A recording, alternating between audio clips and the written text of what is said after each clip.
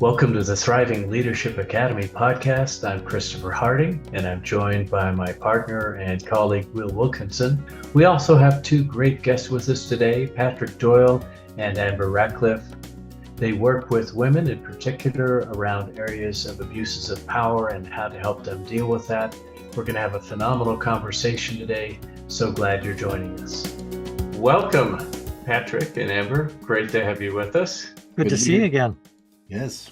This is like deja vu all over again. You ever had deja vu and amnesia at the same time? Oh, it's just. I think that might be implied, actually. I think I forgot this before. That's like the levitation device they invented, where you strap a piece of toast to the back of a cat, and you drop it. And since the cat always lands on his feet and butter toast always lands on its back side, it just sits there in space hovering. Yeah, it's an eternal loop. Convention. Yeah, that's classic. Well, referencing our pre-conversation last week, what we dove into, and there was some great conversation we hope to resurrect in some form or even a better form right now. But we were talking about the challenge sometimes that men have, and as a result, women suffer, with men trying to lead with women and or men being led by women. And so this is an area that I know both of you, Amber and Patrick, deal with in your work, that whole relationship between the power dynamic with men and women.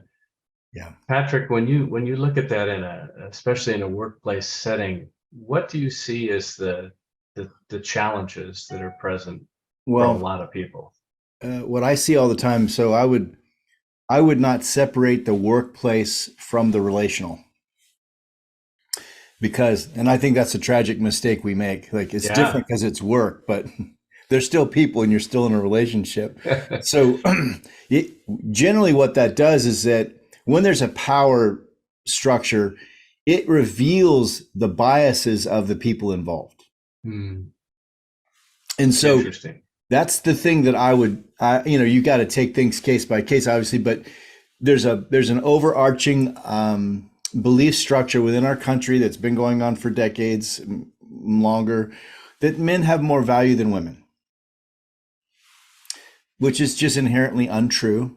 But people genuinely believe it. Mm-hmm. And if they genuinely believe it, they're going to act as such, right? So one of the things I see all the time is helping women understand that's not true, because a lot of women will believe that lie also, which puts them in a position to make okay the harm they're taking in a power situation or being mistreated or overlooked or whatever. And then a little bit of Stockholm syndrome. Yeah. And then the person who's harming is justified because it's my role. Mm-hmm. And I'm being a good boss, or I'm being a good because I'm doing this harm. And again, I think it gets back to anytime you have a value structure where one person is devalued for any reason, you have harm. Right. So this is why in my work and in Amber's work, we see a lot of relationships where the devaluing of one particular person is on an Olympic level, and it's all worked out and justified. Mm-hmm. Okay, it's spiritually justified, it's culturally justified. And so when we teach each other, when we approach each other with value, it's a whole different game. And so I see this all the time. You have to help people have some sort of awareness of that dynamic that's happening, where one person's being devalued and the other isn't. So Patrick, that's so clear. Thank you. You're welcome. What's behind this? Like, we live in Maui, and as you can see, I'm outside right now, which we always are. Nature doesn't devalue itself. Mm-mm. Like, a tree doesn't say I'm better than this plant because I'm bigger or something. Right. So why do we do that? Well, I think in America, one of the primary reasons is theology. We have a biblical mandate in a lot of our culture that men are more valuable than women. And this is one of my beliefs that this is why, I mean, a lot of the work that Amber and I do is with a lot of spiritual people in spiritual belief structures. I believe that like the modern American church, and this is a broad brush stroke, but bear with me for a sec. Because of the theological undergirding that men are more valuable than women, two things happen. One is the church becomes a factory for narcissism in men, because you're the last say, you can't be challenged, and you're right. Yeah. What a And it term, becomes- a factory for narcissism. Man, I can see that as a bumper sticker. Wow. And then Wow. it also becomes a factory for codependent women, because they're told it's their job. If the well-being of the man they're with is their responsibility, his well-being is their responsibility. And you know, Well, yeah, I hear you, and I'm sitting here, Amber. I know you well enough to know you've had your own experiences of this work in other ways. Otherwise, yes, she has. from your standpoint, first of all, what does that feel like? I mean, how would you describe this dynamic as you've experienced it? And how did you learn, or how are you learning to deal with it? Yeah. Well, it's interesting. I have a little bit different perspective. He's definitely more in the theology world than I am. I grew up in the church for sure, and I did see that dynamic play out. But I also grew up with a really harmful and abusive mother who was very controlling. And so to me, like, I was more afraid of the women in power than I was the men. So my dad just wasn't around. Like he left when I was pretty young. So, and then when I get into the work culture, for me, I just saw toxic leadership, like male, feminine, or masculine, whatever. It was just kind of immersed in everywhere. And I've learned a lot working with Patrick, with a lot of people who are coming out of these really hyper religious dynamics. Yeah, I think there is definitely this male dominancy, but in the workplace where there's not this religious culture, I see just toxic leadership, male and female, honestly. Well, you know, that's so interesting. And the point it takes me to is the whole issue of compliance and complicity. And I was just watching this Alex Murdaugh trial in South Carolina, this attorney who apparently killed his wife and son. And but you know, the thing I was thinking of was he was stealing millions of dollars for years. He was ripping off his clients, paraplegics, etc. Other people needed to be aware of that, like his partners in the law firm, employees in the company. And we see this globally, a lot of weird shit happening in the workplace and in life, and millions of people standing by and not doing anything about it. So that's what I'd love to explore. We identify the problem, we can see it. Why aren't we doing something about it? Well, let me jump over to you, Amber, because again, like I said, you've shared some stories with me from the past when you were in some of those toxic settings. Yeah. How did you deal with it, and how did you see other people deal with it, either complicitly or in some other way? Well, first off, it took a process to even recognize that it was unhealthy and I was being harmed.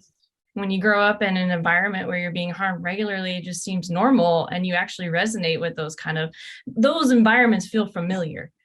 So walking into these dynamics and environments, I have this message in my mind that I have no worth. I have no value. And so once I started realizing I do have worth and I do have value, that's when I started seeing things in a very different light and started noticing leadership. And so I did go through a phase of like trying to, I guess, encourage like change and things like that. But I realized pretty quickly that it was, at least in the dynamics that I worked, it was just wasted energy. And so I found myself just sad and like hopeless, like this isn't going to change. And that's when I just left. Well, yeah, I mean, good for you. I mean, I think that's a good escape. I mean, Patrick, you guys are both counseling people and coaching people. When you see this, I mean, how do you help men understand the dynamic, and how do you help them turn that around? Well, I have a strong belief that denial is the soil in which toxicity grows. Yeah. Okay. So If someone's denial is at what I call an Olympic level, that they believe their own lies, I'm not going to waste my energy. Interesting. Because it's a fool's errand. There's no hope. And people say, well, how do you know they won't change? I'm like, well, change is possible always, but based on their denial, the probability of their change is almost zero. Yeah, I think you referred to that one time as didn't even know I was lying. Yes. We used to call that in treatment, didn't even know I was lying. So here you have someone who's literally day by day destroying their own life and saying it's good. So with that kind of denial, and people have that kind of denial about all kinds of things.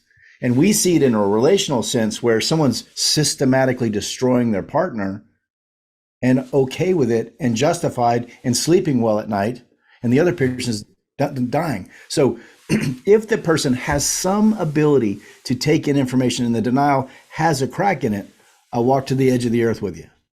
Mm-hmm. But if I determine the denial is so intact that it's impenetrable, I'm moving on. So, in the workplace, that's something like, I think what Amber is talking about, she discovered like, oh, it doesn't matter what I say or do.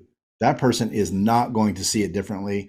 And so you have to then have what I call navigational information. Okay, I got to move on. I got to do something different. But a lot of people are trapped, or they feel trapped, or like they don't have options. And again, a lot of us, I mean, like Amber, I grew up in an abusive home. My dad was a 2-war veteran, PTSD alcoholic. And, I came out of that with a lot of limiting beliefs, and so my denial had to break for me to actually have awareness. And see, this is the mystery for me. Why would one person's denial break and someone else's not? That's a mystery to me. And I wish I had the answer to that, because I would certainly write it down and give it to everyone. But I don't know. This is very personal for me this morning, Patrick and Amber and Chris, because I just got an email from, let's say, a very close friend who is writing me off and is basically saying our history of closeness doesn't matter to me. If you want to remain cordial as distant friends, fine. But if not, if you want to go deeper, talk about things that matter, I'm not into it. Radio silence. And, I got this and I felt jubilation. I mean, I don't want to sugarcoat the grief, because it's there too. I'm losing someone I really loved. But to get the clarity from this person, what you just said there, I'm moving on. I want to thank you for that. And I think many of our listeners might also get some benefit from this isn't a cold-hearted thing. I didn't get that from you. It's being practical. This person is not going to change. Right. So let them orbit at a distance of their choice from me. I'm not going to push it. I can't save them. I'm living my life. So thank you. You're welcome. Yeah. That feels good in my heart. Well, and it's, Will, thanks for sharing that. Those are moments of clarity for sure, and tough. And it sounds like for you, Amber, in at least one situation you described, you had that kind of moment of clarity that nothing you were going to do could change it. And it seems like Patrick was talking about codependency. It seems like sometimes if we're codependent, we try and we try and we try and we try, and not everybody arrives at that place of clarity to say, wow, nothing I'm doing is going to make a difference. Correct. What was it for you? Was it just, it kind of dawned on you? How did you come to that epiphany, if you will? Well, it's interesting because I think exhaustion would be the right word. You wore out. Tired, yeah. And I think I'm a firm believer that pain is a motivator, right? So after cut after cut after cut, we're talking about emotional cuts, right? Emotional abuse is like visible cut, which people don't even realize happens in the workplace all the time. You're being shamed, you're being, fear driven. I don't know. There's a lot there, but also to touch on your point with the codependency, which I know we had talked about this before, but feminine energy, our instincts are just to be nurturing and to have things run in a healthy manner where everybody's benefiting. I mean, so yes, there's the codependency training, but then there's also the feminine energy of like just wanting to caretake and take care of, which is, it's almost makes it the codependency worse in a lot of ways. But and Patrick can probably touch a little bit more on that. But for the turning point with me, it was like exhaustion. I was done. I saw that wasn't going to change. I was tired of being cut. Meanwhile, I'm still in my own healing process with my past, and I'm through that process seeing that my message of I don't matter is now changing to I do matter. So therefore, who I'm interacting with, the environments that I'm in has to change, right? It doesn't really match with my value or how I see myself. So I'm still in this ping pong process of my own healing. Sometimes I believe that, sometimes I don't, sometimes I do, sometimes I don't, right? But then I saw all these other beautiful souls, women who did not see that about themselves. And one of the things that I did when I finally left this company was it was put on my heart to buy a rose for every single one of these girls. And to pull them aside and individually and tell them what I saw in them, and then hand them the rose and let them know that I was leaving. Beautiful. So many of them just like broke into tears, and then they, gave me a big hug. And it's just like, it took hundreds of those kinds of moments for me to actually start believing that I had some worth, or that I do matter, changing that message. Boy, and that's such a powerful awareness when you discovered, I guess you could say, your own value, and suddenly what maybe had been not permissible, but acceptable if you were trying to work on it, suddenly became no longer tolerable. You've talked about that before too, Patrick, that line that somebody hits when suddenly it's like, you know what, I'm not going to do this anymore. Did anyone else leave, Amber? No, most of them are still in that same office. Yeah. Oh, that's like that Jerry Maguire moment in the film where he's leaving and says, "Who's with me? Who's with me?" And he ends up with Renee Zellweger. That's the only one. You didn't even get Renee. Well, yeah, Patrick, I mean, that you talked about this dynamic whenever anyone is devalued, harm is done. And so, I mean, we're talking about male-female relationships, but obviously this crosses all kinds of differences and how one is valued over another. We see this happen a lot of times too when we're auditing a company, and we notice that we're talking about women, and I can think of multiple instances where a woman speaks up and offers some really valuable nugget of information and is pretty much ignored and asks somebody else for their opinion, and finally someone else says the exact same thing the woman said and is congratulated for it. And I remember in different cases seeing the woman, you could just see them inside just shrink. And just this, I would later call this the attention of the leadership and the people involved, and they didn't even realize they were doing it, not consciously anyway. Right. It's implicit bias. It's just inside, unconscious. Yeah. It's also what I call denial. Yeah, I guess that's true. Implicit denial is the child of denial. You have to tell yourself it's okay to do this. You have to rationalize, minimize, justify, deny, spiritualize, whatever, to do that. I don't think, like you look at two small children playing, they don't devalue each other. Right. That's something we learn. Yeah. And I see it all the time. To Amber's point about navigational information, I talk about it in this way. I encourage people not to give CPR to the dead guy.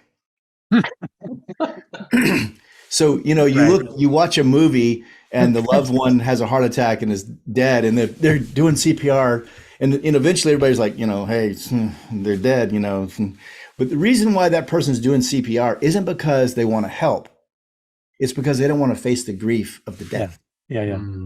And so this honesty that Amber came to, one of our clients said, clarity should have a warning sign. Grief up ahead. Oh, Yeah, oh. yeah. Well, I want to make sure I've got what you said correct. I think you said that denial is the soil for Yes. toxicity, right? Yes. So I want to sit on this point for a bit because I Okay. think often denial as a kind of default setting Yeah. assumes that denial isn't a bad thing. It's just avoiding things we'd rather not face. But Yeah. like what I'm getting from that statement is that it's volatile. Mhm. That the denial isn't some kind of blanket that leaves everything the way it was. It Mhm. actually ferments or foments Yeah. toxicity. Say more about that, because I think Yeah. that's a big wake up Yeah. to realize So that. it has you're right. It's not a passive reality. Yeah. It's a very actively harmful reality. Now, let's just take the individual. So let's say like somebody who's an addict and they're destroying themselves. Nobody's an addict without healthy denial. You have to have a denial structure that says it's okay to harm myself. And like we talked about before, I believe that, anybody who's self-destructive also has a belief structure that they're worthless. Right. So self-destructive behavior to me always, I know that there's something going on, something's happened, there's some trauma. Now, can that person come out of the denial and look at the reality of, oh, that really hurt me, that was really sad, that was really overwhelming, and I want to address that and go through the grief process? Or am I just going to deny it and push it away? Okay, so somebody who's in a lot of denial is going to have relational issues, because intimacy and healthy intimacy is based on openness and honesty and trust.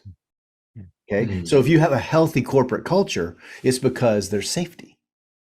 Right. And so to Amber's point earlier, I believe that pain is the thing that lets you know there's a problem, but care is what enables you to deal with it. Because we have to have the safety, we have to feel the safety to take the risk to deal with it. And so that safety is the thing I think that starts to unhinge denial. Well, let me ask you a question, because I'm reflecting on this, and I've done a lot of coaching as well with women in business settings, and I'd love to get both of your perspective. Amber, I know you're coaching as well, and have your own process that you go through. When you're coaching a woman in a situation, let's say where there's, it's challenging, they're not being valued, or they're not feeling valued either. And let's assume that we don't know whether it's hopeless or not. There's a possibility that change could occur.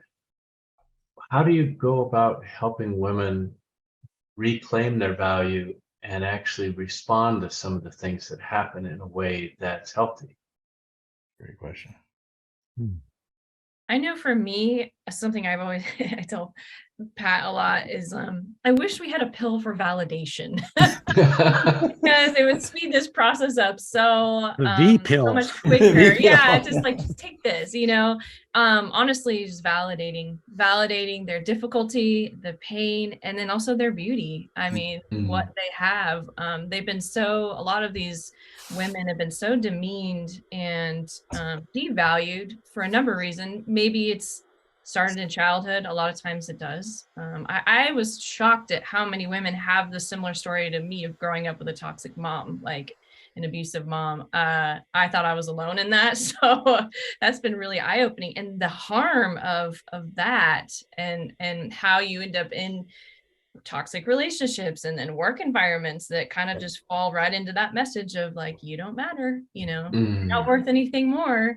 So yeah, for me, I've noticed that for every devaluement that they've had or emotional abuse, like that little cut, you almost need like double the validation for what they've been through and also who they are and what I see in them, like, because they don't see themselves in that way a lot of times. Or if they do, it's just starting. Well, let me ask you whether you think this is ever a good strategy. Last night, a new episode dropped on Netflix. I won't say the name of it because it would be a spoiler alert, but there was a scene where one guy publicly shames another, and it's just horrible. And then the press wants a response from the guy who was shamed, and he totally praises the other guy and says he's a terrific guy. He just ignores the Mhm. judgment, which was horrible. Now, is that ever a good strategy, or does that just preserve denial? Hmm. Man, I wish I could have heard the conversation. I'd be able to really identify a lot, Well, but what do you think? there's Ted a couple Lasso. there's a couple principles there. There's a couple principles there. One is that's a public image issue, which is a whole separate thing than individual relationships. In the True. public image, I think that's a good strategy. Mm-hmm. Okay. Mhm. Personally, I would have that guy aside and say, look, if you continue with this behavior, our relationship's over. Mhm. You're demonstrating behavior I'm not going to tolerate. Mhm. Well, So that's what I did. That's what I did with this close friend of mine. yeah, I finally said, look, you can't keep flaming me.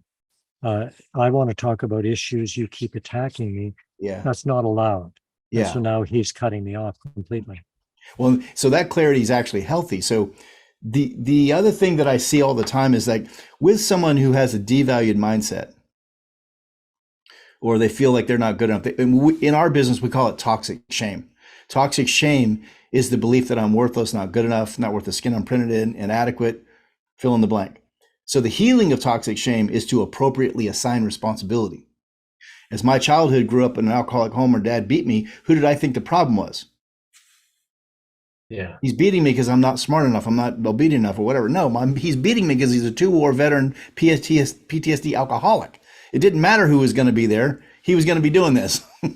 So that was the beginning of my healing. But what I see all the time, the greatest hurdle for people who have that mindset is when somebody like Amber or somebody like you guys comes along and validates them. Mhm. It causes such internal dissonance. Like, I don't know about that. I mean, but it's all very subconscious. And so you see the person like resist the care because Right. it makes dissonance in their head about what their belief structure is. And so this is what Amber is saying is so important, because it's the beginning of the process of like starting to a little bit accept that, like, oh, okay, they say that. And then it starts this little slowly ping pong process. I call it the inchworm. You feel like you're going nowhere, but you're just inching along. And what I see is like the old scales, something really heavy in this one, something light in this one. You start adding very lightly to this one, scales move so slow. You're like, oh, nothing's going to change. Till you get to that one place where you get tipping point, you put one grain on there and it goes whoop.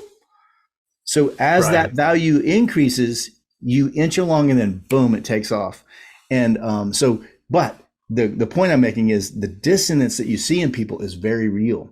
They will sometimes reject you because of your validation.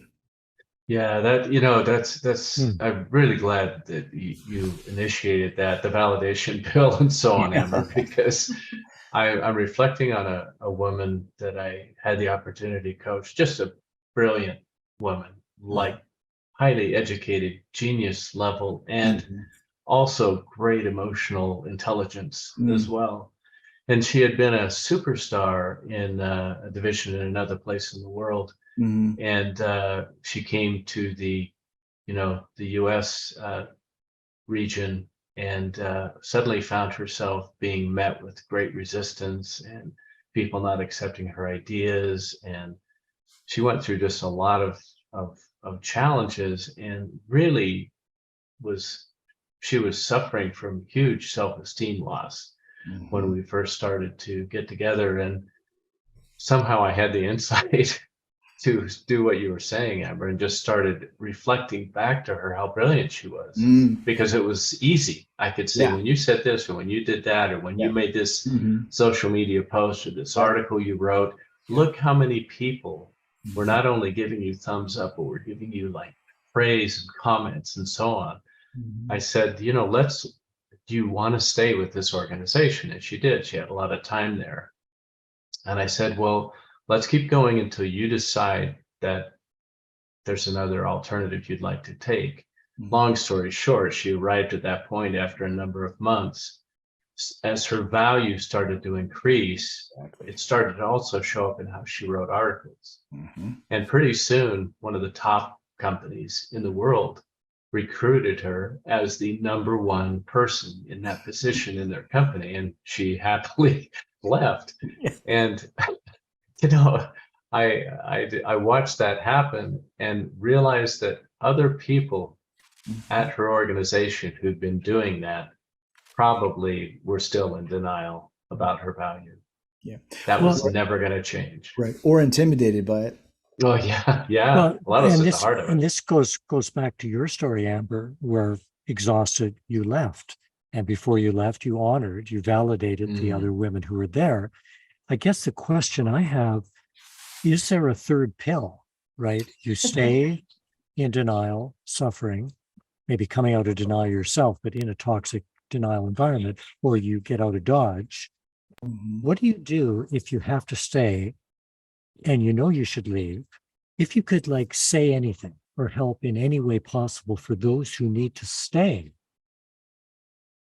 and know they should leave, what's a strategy for that? How do you It's- survive? Yeah. How do you survive in an environment like that if you have to? It's a great question. And we see it a lot. People have to Mhm. stay for a Yeah. number of reasons. Before we touch on that, Chris, or Will, though, Chris, I wanted to say something. I think one of the reasons why you made such an impact on her too is, I don't know her story, but I know for me, to be seen by a safe man is so healing. I didn't have a dad. I didn't have a great, partnership or somebody that ever saw me. And like one of our little girls' hearts growing up, or even as a woman, is to be seen by a man. So, and you to be listened to and validated. I mean, geez, yeah. Way to go on that. Thank you. I see Yeah, why that's she was it. just like grew so much in that. Exactly. 100% true. But yeah, Patrick, did you want to touch on what he was talking about? You're more Sure. experienced in that. So a couple things. When you're in a situation that's toxic and you start to become aware of it, I think there's a couple of things that are very important. One is you must document as much as possible the behavior that you're experiencing from the other person. And the reason why is that documentation is going to come in very handy in a month or a week or a day, because they're going to rationalize, minimize, justify, deny, spiritualize, whatever. And you're going to need to stay very clear about what's happening. Otherwise, your natural avoidance tendencies to avoid pain. No one wants to live in pain. We all want to avoid it. It's just part of who we are. So you have to be clear about what's happening. Excuse me. And then that clarity will lead you to the appropriate boundary. What am I willing to do? What am I not willing to do? Well, it sounds too like you're kind of enumerating steps out of denial. Like you're willing to incrementally face, well, this happened on Thursday night. That happened Friday morning. Yes. That shit went down over lunch, right? You're getting very granular about the situation. Yes. But if you don't document it, you will naturally deny it. Sure. And you brought up something else as part of this that's huge. So one of the things we really try to work on with leaders in general is personal responsibility. So assuming personal responsibility for my choices doesn't mean that I'm going to choose one way or the other. What it might mean is that I've acknowledged what's going on. I've actually kept track of it based on what you're saying. I'm staring it in the face. Yep. I'm deciding what boundary, if any, will I set and how far. And I'm also deciding whether I'm going to stay or go, and I'm owning that decision and the outcomes that come with it. And I think sometimes that clarity of I'm choosing this because, and the reason, like Will said, might be utterly valid, but at least I'm owning the fact that I'm choosing to stay in that situation. And the other thing I think is really important about that is when you're in a toxic environment, the person you're dealing with is never taking responsibility for their part. So it's very confusing. It's crazy making. Okay, so when you do document, the other thing that it helps is when you do get to a place of actual confrontation, you just like the scroll.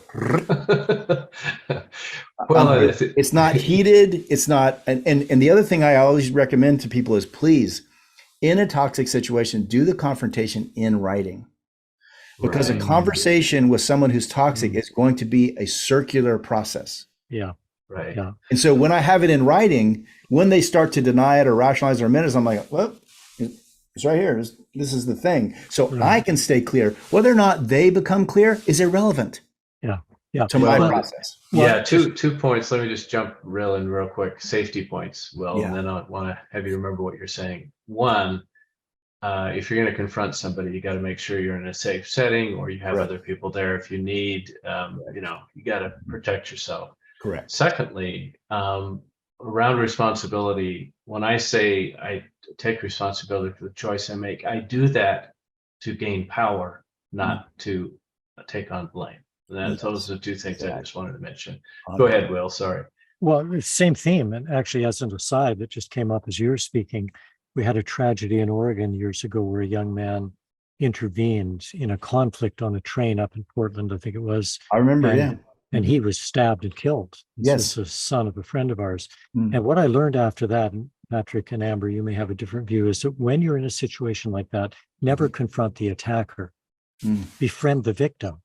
Like one guy said, the young man who died, he should have approached the woman who was being attacked and said, "Hey, sis, you're coming for dinner tonight? Are you bringing my favorite lasagna again?" And just made up stuff so that she became a human to the guy who was attacking her rather than an object. Just a random thought. Yeah. I wanted to get that out there because it could save someone's life. Don't confront the attacker. But back on safety, Amber, that was very heartwarming to hear about how validating it is for a safe man to extend appreciation and safety to a woman.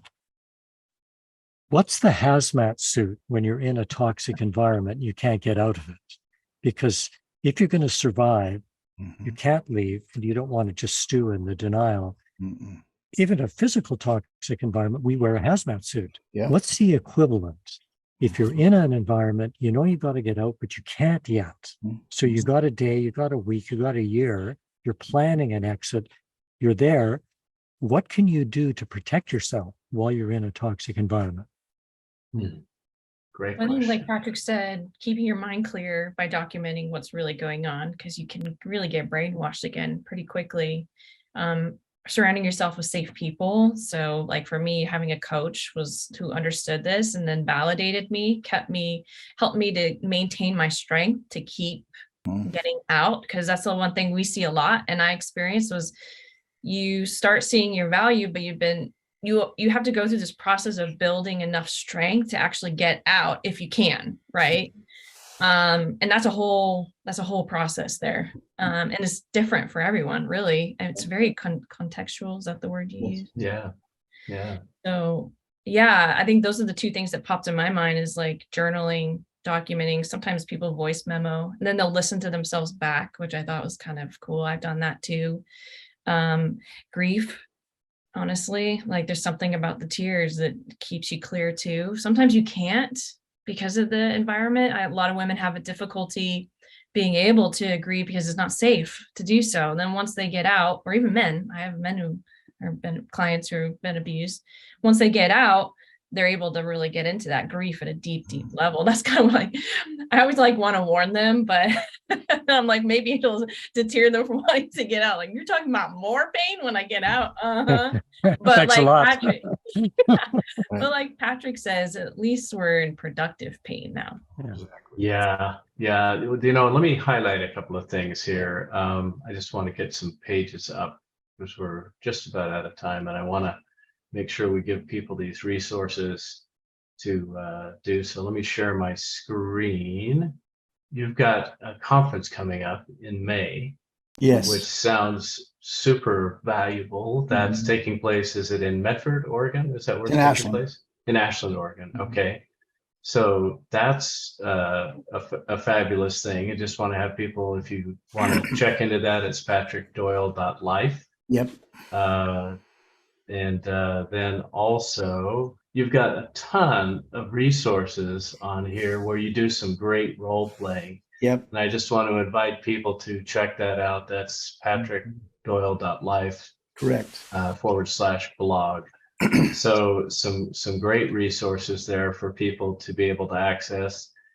And then last but not least, I also want to just highlight the talent of Amber here, who is also a mega talented person who's a singer-songwriter.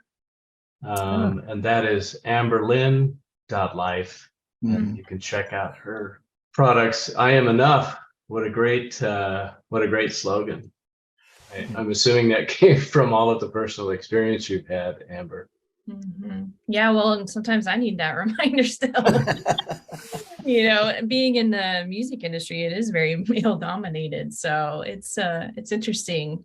But yeah, me learning about that I could sing and write music came from this process of, I guess, changing that message that from I don't matter to I do matter. And it encouraged me to start to get to know myself more. And I guess I can sing and write music.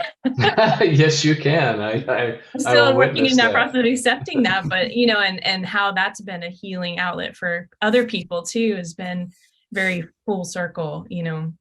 It's really me just sharing my process through music and how that's really impacted others to encourage them to look into themselves and learn more about themselves. Beautiful, beautiful. Well, thank you both. What You a bet. phenomenal, rich conversation.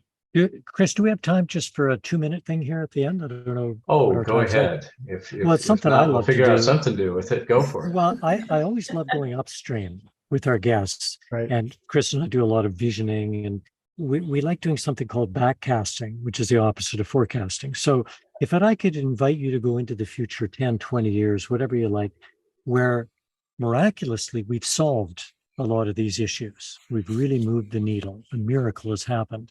If you're there looking back and going, isn't this great?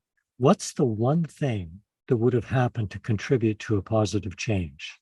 I know it's challenging to zero in, but if each of you could just identify the most important thing that helped us get to a more equitable, cooperative, collaborative model between us, what would it be? Do you want to go first? Or? Well, you go.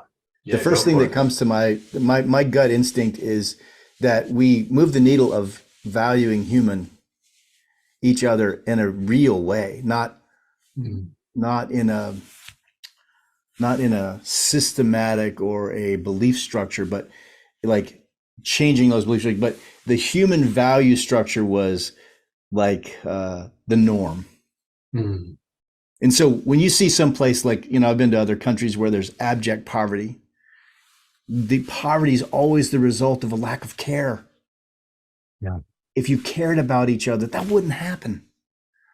Right. And so to me, that would be the thing, that care would be just basic human reality.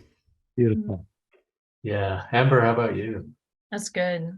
Well, two things pop in my head, but I'll just pick one because that's the rule here. I would say healing, honestly, as I look back at my own life and the process that I've went through care, actually, of other people too, and of myself, the healing is what's been so transformational. And then and being a vehicle of that for other people. And it's just really cool to see this domino effect. And, the saying goes, hurting people hurt people, So I like the thought of like just so many people healing and then changing that message that I am worth it, whatever that is. Boy. Yeah, Beautiful. that's so powerful. And Thank you. Patrick, you're talking about that poverty situation. Like you, I've been a lot of places in the world where there's abject poverty, and interestingly enough, those communities within the poverty situation care about each other deeply. Yes, They demonstrate that so powerfully. It's the systemic lack of care in which they're situated that's led to that. So, wow, care, human valuing, validation, healing. Such all connected. Great tips. Yes, it is totally. Well, thanks again, and this has been rich, and we look forward to sharing it with our viewers, and we'll send you the link so you can do the same. Thank you for having us. I appreciate it. Oh, our pleasure. Thanks very much. Right. Take care, everybody.